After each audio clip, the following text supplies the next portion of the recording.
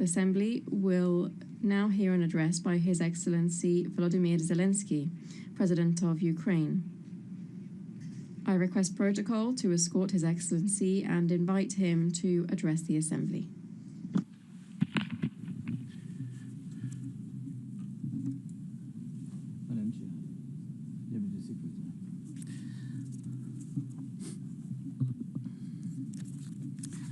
Dear leaders, dear friends, and all those who can become our friends, because you want safety and peace just as much as we do.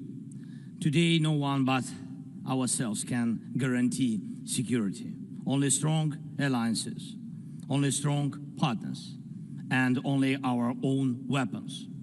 The 21st century isn't much different from the past. If a nation wants peace, it still has to work on weapons. It's sick, but that's the reality. Not international law, not cooperation. Weapons decide who survives.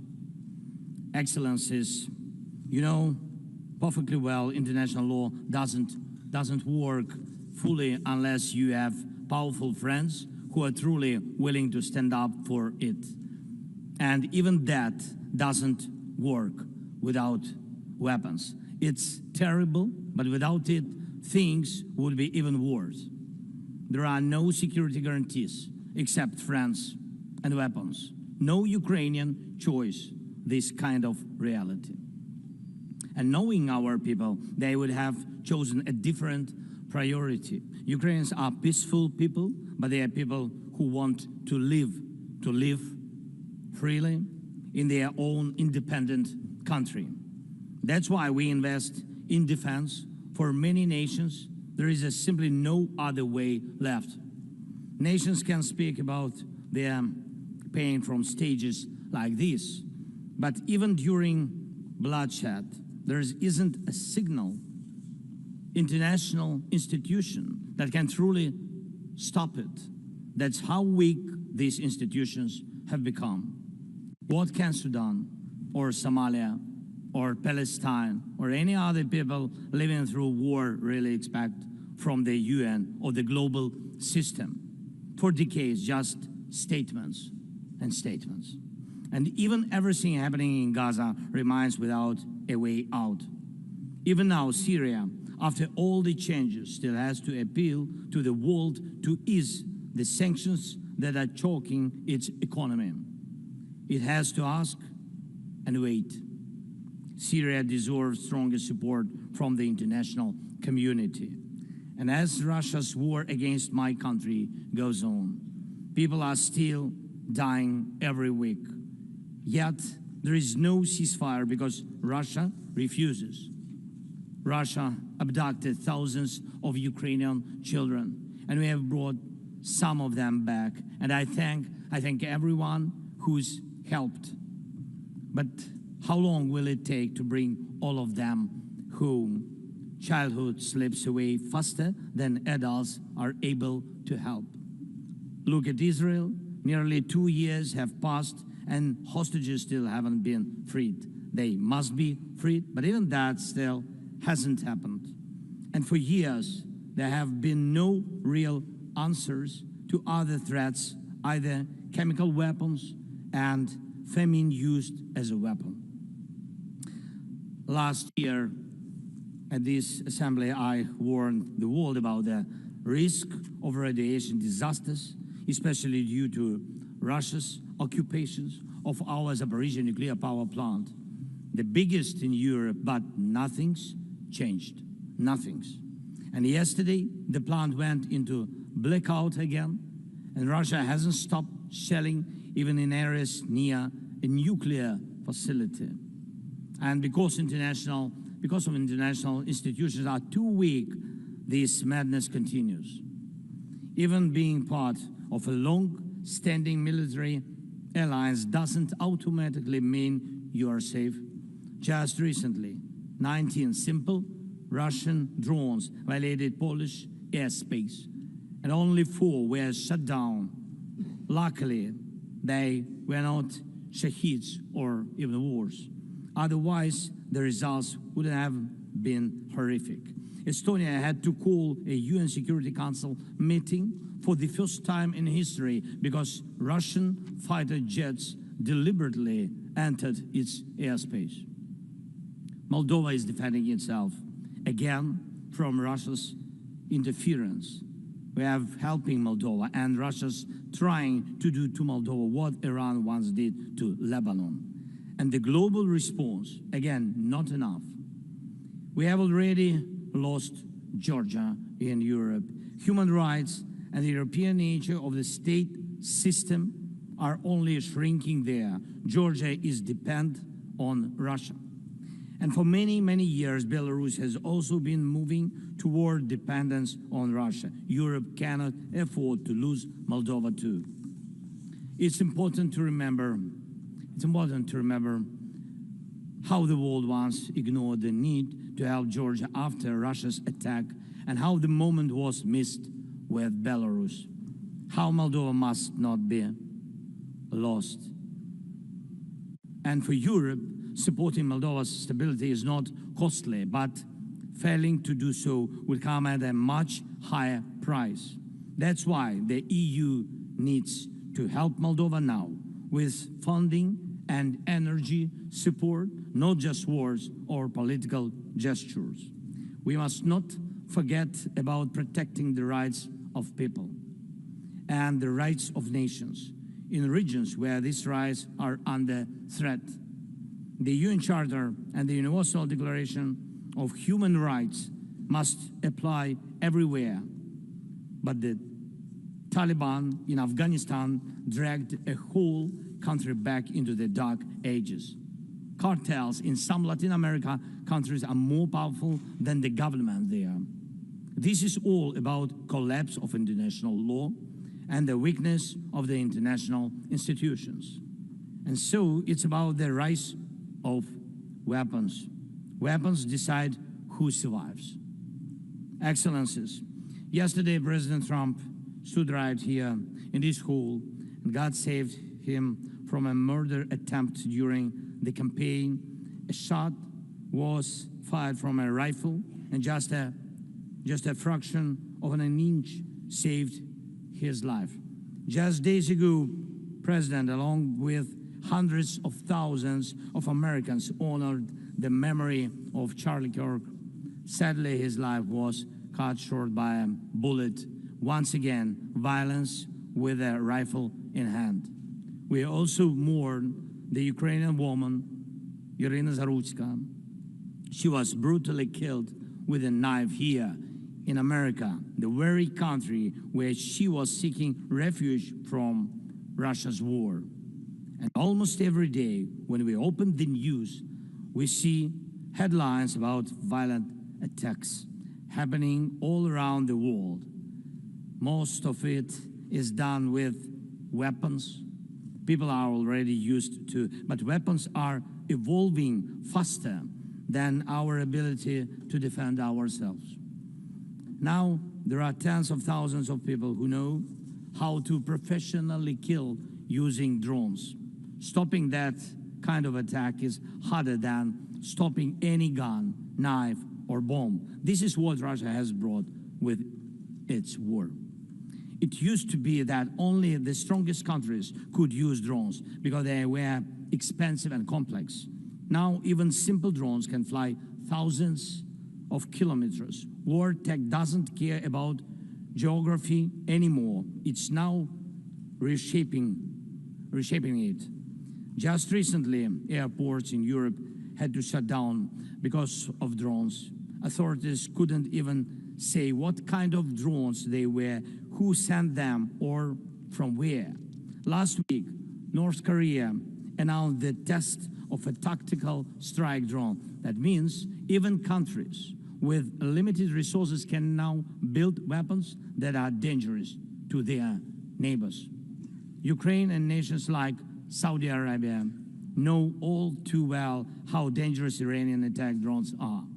But what happens when all the types of drones become available, even to small terrorist groups or cartels? The world moves too slowly to protect itself, and weapons move fast. Now companies are already working on drones that can shoot down other drones, and it's only a matter of time, not much, before drones are fighting drones, attacking critical infrastructure and targeting people all by themselves, fully autonomous and no human involved, except the few who control AI systems. Dear leaders, we are now living through the most destructive arms race in human history, because this time includes artificial intelligence. And if there are no real security guarantees except friends and weapons, and if the world can't respond even to old threats, and if there is no strong platform for international security, will there be any place left on Earth that's still safe for people? We need global rules now for how AI can be used in weapons, and this is just as urgent as preventing the spread of nuclear weapons. We need to restore international cooperation, real working cooperation for peace and for security. A few years from now might already be too late. 10 years ago, war looked different, and no one imagined that cheap drones could create dead zones, areas stretching for dozens of kilometers where nothing moves, no vehicles, no life. People used to imagine that only after a nuclear strike. Now it's drawn reality. Mass-produced, simple drones, and without AI yet. Ukraine doesn't have the big fat missiles dictators love to show off in parades, but we do have drones that can fly up to 2,000–3,000 kilometers. We had no choice but to build them to protect our right to life.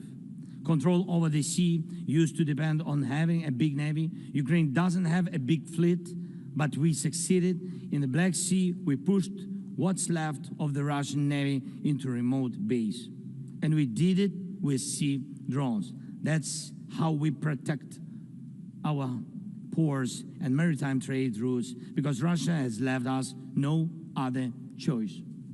And our spiderweb operation, when cheap drones destroyed or damaged dozens of expensive Russian strategic bombers, became a real example for special forces around the world of what new weapons can do to old systems.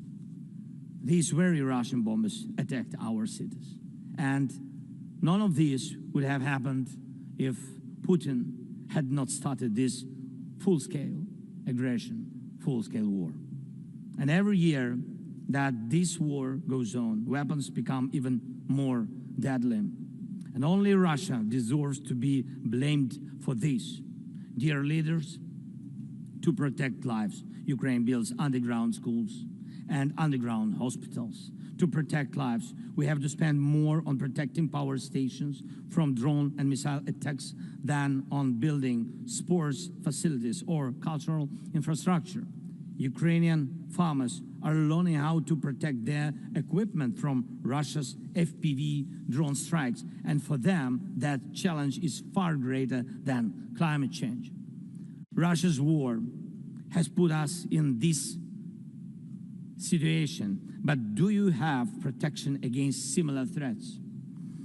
The facts are simple.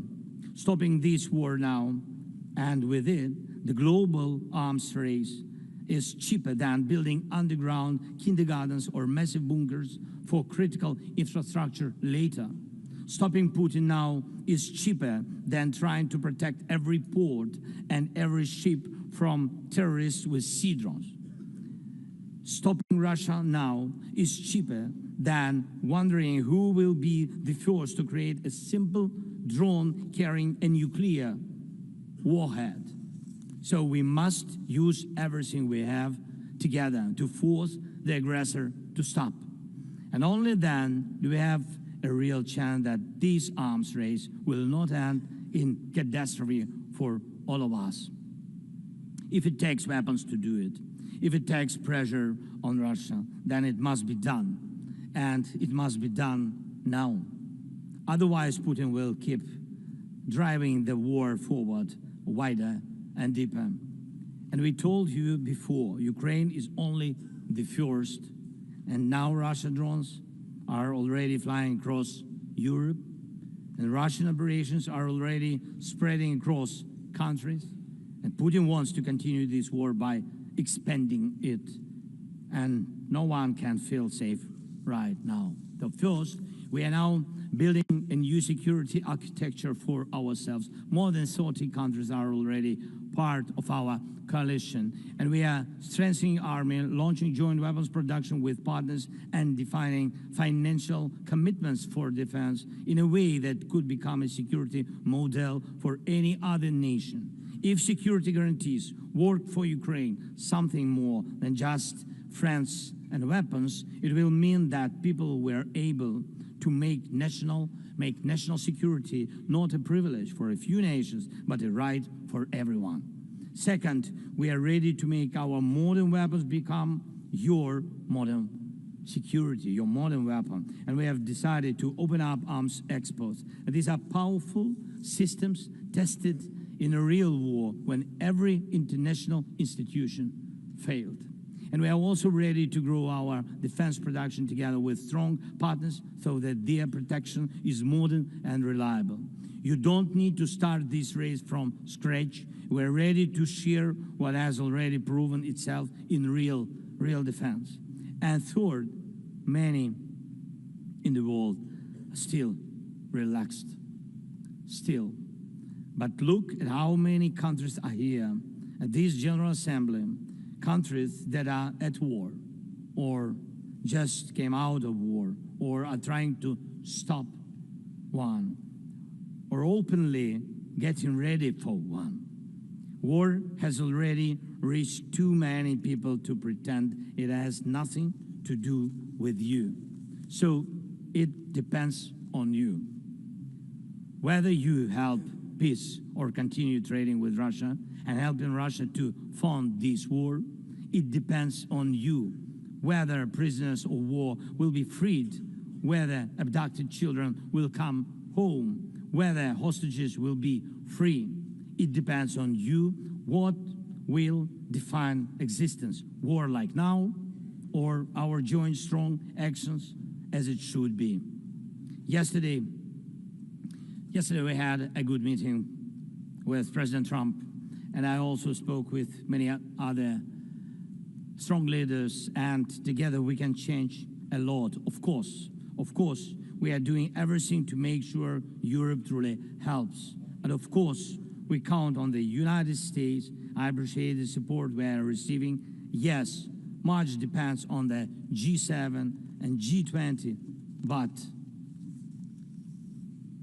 in the end, peace depends on all of us, on the United Nations.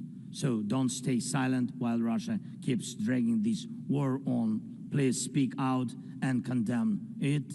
Please join us in defending life and international law and order. People are waiting for action. Thank you so much. Slava Ukraini.